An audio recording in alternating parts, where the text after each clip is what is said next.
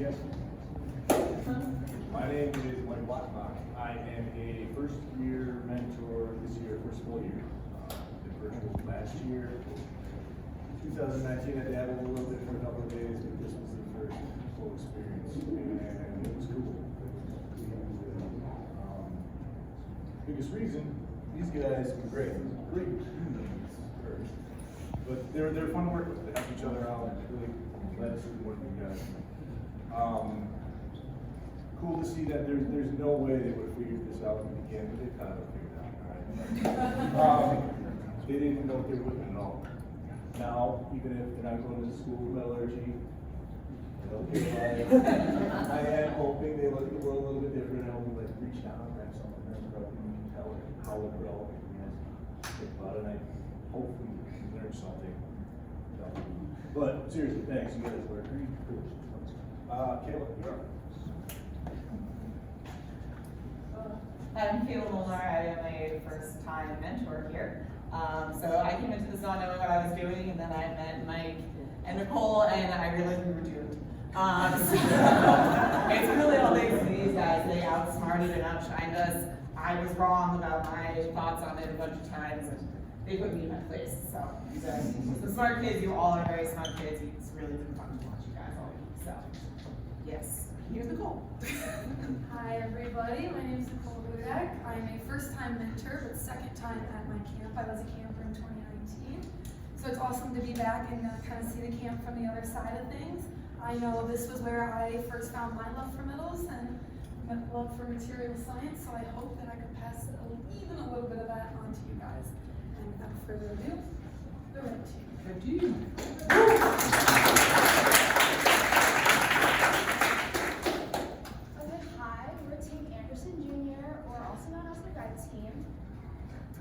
Hello, I'm Aiden Sexton. I'm Luke Smith. I'm Madison. Nate. I'm Devin Wells. Kyle Purser. Our piece was a threaded coupling piece, and when we were given this piece, we had no background on the piece. We had no idea what it was used for. We were given 3 pieces. We were given 2 sample pieces and 1 control piece to compare our data.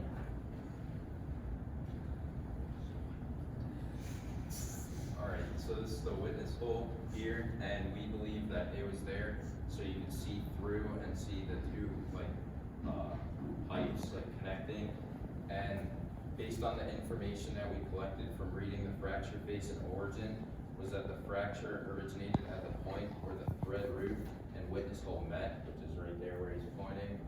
And then this created a stress riser, which initiated a fracture and propagated in fatigue, which are those beach lines or fatigue lines. Okay, so on one of the 2 pieces, we noticed there was a lot more corrosion here. You can see on part 1, which is what we called it, and it's compared to part 2. And we were looking at the reasons as to why, and in doing so, we realized there was a huge difference in the materials that made up the parts, despite in theory being the same piece. Part 1 had a lot less chromium in it.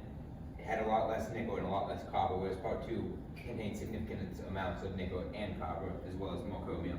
And those all significantly contribute to the resistance of corrosion in part 2. However, we know for a fact that the corrosion was not a significant part of what caused the final breakage, because both pieces, regardless of their corrosion, ended up breaking in a similar manner. We do, however, believe that it had some impact on the breakage of part 1 in that it weakened the material as a whole and could have led to the more extreme fracture that we see in part 1, splitting it up into multiple pieces, whereas part 2 split more evenly. So initially we thought all our 3 pieces were made out of the same materials and elements, but later we learned that was not right. So to test hardness, we have used a micro hardness machine. It's right here. It makes a diamond impression into the metal and calculates the width and depth of the hole. It's right here. And as I pictured the Z-stack of the control. These are results right here. Surprisingly, part 2 had the highest hardness with 36 HRC, and that's the Rockwell hardness C-scale.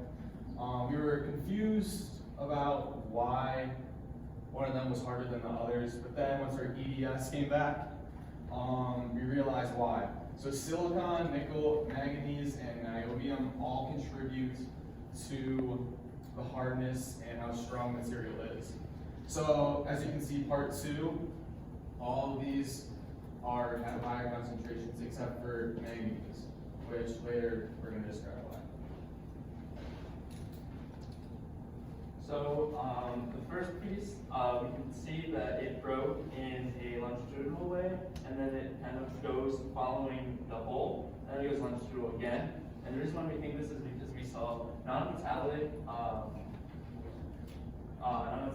inclusions, which the inclusions do not work magnesium sulfides, and so these are kind of like used for when it's like when metal is being like drawn out to make the machining easier, but there was a lot more than there should have been. So it created a path of least resistance. That's why it was following this way. So that's why when the fracture happened on part 1, that it went longitudinally. But for part 2, we didn't see as many magnesium sulfides, so it did not crack the same way as part 1.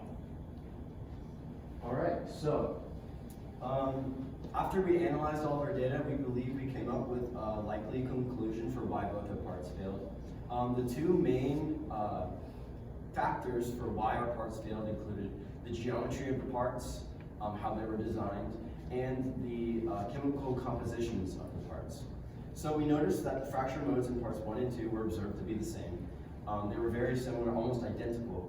Both fractures exhibited signs of fatigue stress in the form of beach marks, as you can see over here, that preceding a shear, and this is located at the root of the thread where it meets the hole down here. This is the thinnest part of the geometry, so it's the easiest place for the stress to concentrate and start weakening the material. We also noticed that both the fracture faces on our failed parts exhibit spiral-like geometry, indicating that there is a spiral motion or a torsional force on both these parts. This could have been a over-tightening, threads locking out, a misalignment with the components. And then our theories for why there were 2 different steels used. So the first steel was a 630 steel, the first steel was a 416 steel, which had significantly less nickel, chromium, and copper. And the reason, and then the second steel was a 630 steel, which had the opposite, significantly more chromium, nickel, and copper. And the reason we believe, or the few of the theories we have for why these were different steels were poor planning, possibly the wrong material was supplied or ordered, a corrective action after the 416 steel failed, it could have been replaced with the 630, or to save money, because the 416 is much cheaper. And then we also see down here, we saw a lot in the threads. The threads created a lot of thin features, so I believe this was near the origin of the fracture, but this was a little bit farther out. And we see these microfractures that are fairly significant that could lead to new, larger fractures over time. And how do we fix this?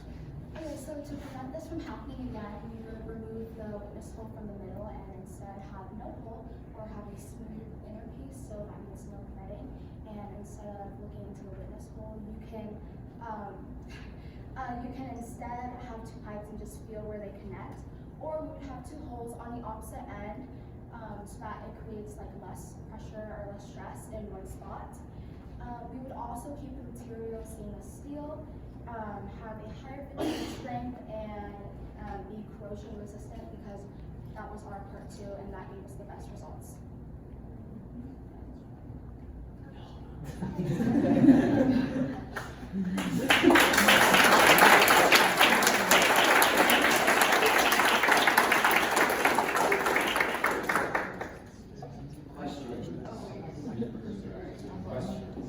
Yes.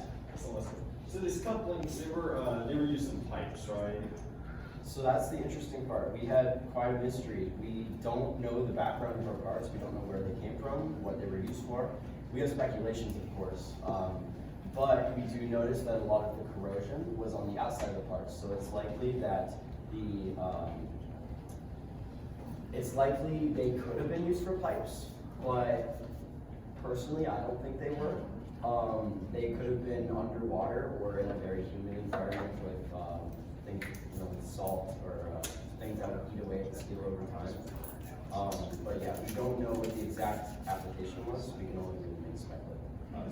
That's cool. One more question. What exactly are the witness holes for, and why might they cause problems? So, I was gonna say, so the point of the witness was is essentially when you're putting in pipes or whatever you're putting into the coupling to join them together, you're threading them, you want those parts to be evenly matched. You don't want one only somewhere in the other most of the way through. You want them to try to be right in the center. So the witness hole can be placed either on either side so that you have a rough idea, or right in the center, or as it was in our piece, so that you can see right in and join them up and make sure that they're both matching up right in the center to distribute the load evenly. So why exactly are they a problem now for load? so So, the witnessing hole, it caused a lot of fatigue there because it must have been a lot of pressure must have been on it, and that was creating stress. And so when we looked at our sample one, we saw that it was cracked right down the middle. One side of the hole, it was just completely off. And that's why we think that it broke, because there was so much pressure there. yeah, that hole, because where that thread, so we see those threads, the thin features, we go back. We can see those threads, those are thin features, and they put a lot of stress on those areas. And of course, where that hole meets that part of the thread, where it creates all that concentration of stress, that's the thinnest part of the material, so you can put the most stress there. It's the easiest place to put stress, which is why it fractures them. Okay, I see. All right, thank you. That's cool. Yes. Those internal threads, were those straight threads or were they pipe threads? I believe there were straight threads. What's the difference? Yeah. The difference, a pipe thread is a tapered thread, so as you go in, it gets more, you build up more resistance, and it also seals. The straight thread is just a straight thread all the way through, it's not used for pipe at all. I'm fairly sure it was a straight thread, and it wasn't very good. It wasn't very good machining, which is another thing we could bring up.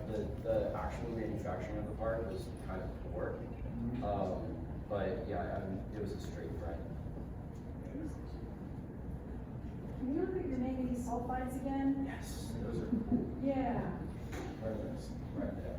yeah. So, were you able to take a sulfur content on either material? Yes. Is there a difference? So the actual inclusions themselves were the same, but the volume of them was very, very different. So interestingly, in the 630 steel in our part 2, which had significantly less corrosion, at half of the magnification of part 1, there was still less. How did you confirm they were manganese sulfides? So we, in the SEM, we took an EDS reading, we found 3 things. We found the manganese, sulfides, sulfur, and we found chlorine ions.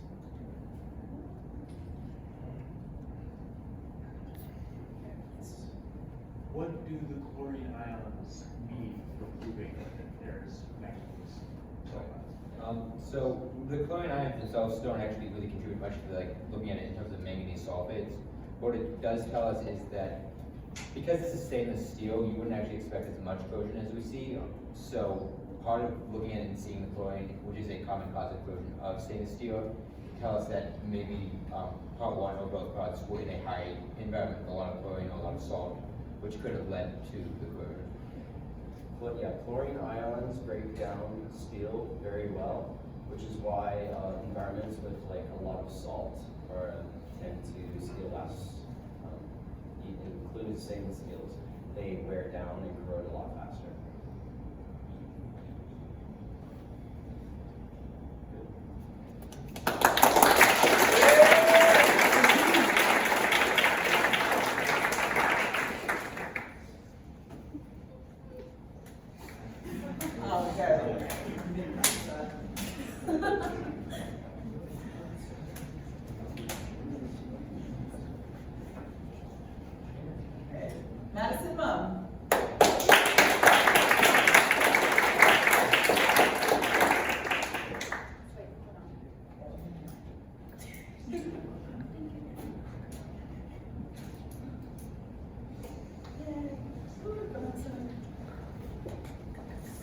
person.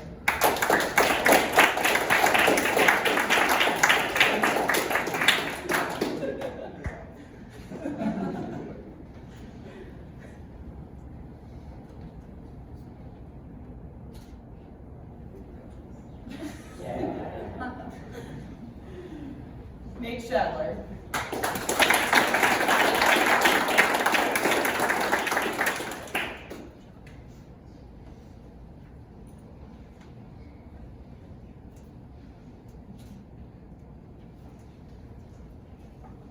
Aiden Sexton.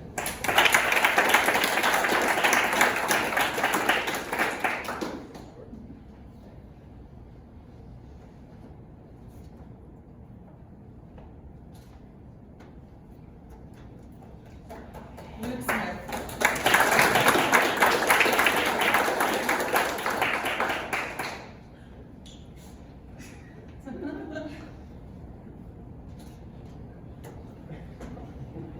And finally, Devin Wells.